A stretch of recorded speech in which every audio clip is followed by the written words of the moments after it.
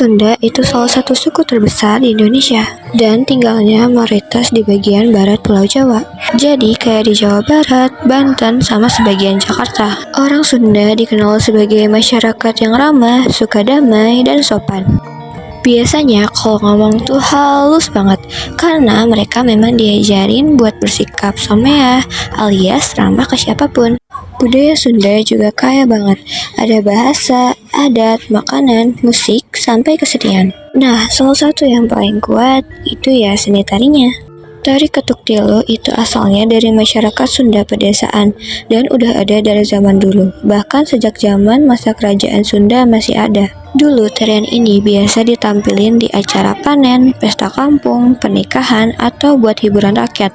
Tapi kadang juga buat menghibur para bangsawan. Waktu belum ada TV, Ketuk Tilu ini tuh jadi hiburan utama. Musiknya khas banget, yang paling penting itu kendang kecil yang dipukul 3 kali sebelum musik dimulai. Dari situlah nama Ketuk Tilu muncul. Ketuk artinya pukul, tilu itu 3 dalam bahasa Sunda. Yang nari biasanya perempuan, gerakannya lembut, luwes, dan ngikutin alur musik, tapi tetap punya tenaga dan ekspresi yang kuat. Musik pengiringnya tuh gabungan dari kendang, rebab, gong, sama sinden yang nyanyi langsung. Kadang liriknya lucu, kadang berisi nasihat. Uniknya, penari cewek ini kadang juga ngajak penonton laki-laki buat ikut nari bareng. Jadi suasananya makin rame dan akrab kayak nari bareng-bareng di tengah pesta kampung. Nah, selain itu, gerakan tari Ketuk Tilu juga punya pola. Biasanya penari memulai dengan gerakan yang pelan, terus semakin lama mengikuti irama kendang yang semakin cepat. Gerakan awal ini biasanya ikutin musik pembuka yang masih tenang, tapi lama-lama kendangnya semakin cepat dan gerakan penari juga ikut jadi lebih energik. Disinilah serunya Ketuk Tilu. Penarinya dituntut buat peka sama irama. Mereka harus tahu kapan harus lambat dan kapan harus cepat. Meskipun kelihatannya bebas, tapi tetap ada alurnya, dan penari harus bisa jaga ritme supaya nggak ketinggalan musik. Satu hal yang bikin Ketuk Tilu itu beda dari tarian lain itu adalah suasananya. Tarian ini tuh nggak ditampilin di panggung besar atau tempat formal. Dulu seringnya di tengah sawah, halaman rumah, atau alun-alun desa. Penontonnya bisa siapa aja, dari anak-anak sampai orang tua.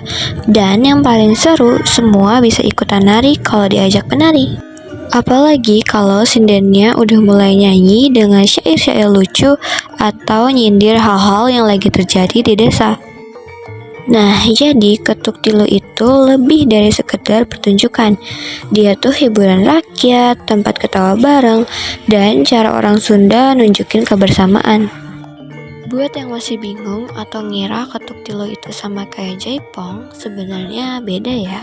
Jaipong itu tarian kreasi baru yang muncul tahun 70-an dan penciptanya jelas, namanya Gugum Gumbira, tapi dia terinspirasi dari gerakan dan irama Ketuk Tilu. Jadi bisa dibilang Ketuk Tilu itu neneknya Jaipong. Bedanya Ketuk Tilu lebih tradisional dan dibawain di acara rakyat, sedangkan Jaipong lebih cocok buat panggung dan pertunjukan resmi. Nah, yuk kita lihat sedikit tampilan dari tarian Ketuk Tilu. Sing loyo sapi lulungan mula aring pacing kadang jauh kena rasa adikku kok karasa iya kudu bongkar. Nah, tari Ketuk Tilu mungkin sekarang udah jarang ditampilkan apalagi di kota-kota besar. Tapi di beberapa daerah di Jawa Barat masih ada sanggar dan komunitas yang terus ngajarin tarian ini ke anak-anak muda. Buat aku, Ketuk Tilu itu bukan cuma soal tarian tapi soal identitas, tentang gimana orang Sunda hidup, bersyukur, dan berkumpul. Semoga kita nggak cuma tahu Jaipong, tapi juga ingat sama Ketuk Tilu, akar budaya yang udah ada sejak dulu dan patut dilestarikan. Nah, segitu aja penjelasan aku. Aku Sabina Keisha Diandranomi dan rekan aku Cecilia Woso mengucapkan terima kasih karena kalian udah dengerin sampai akhir.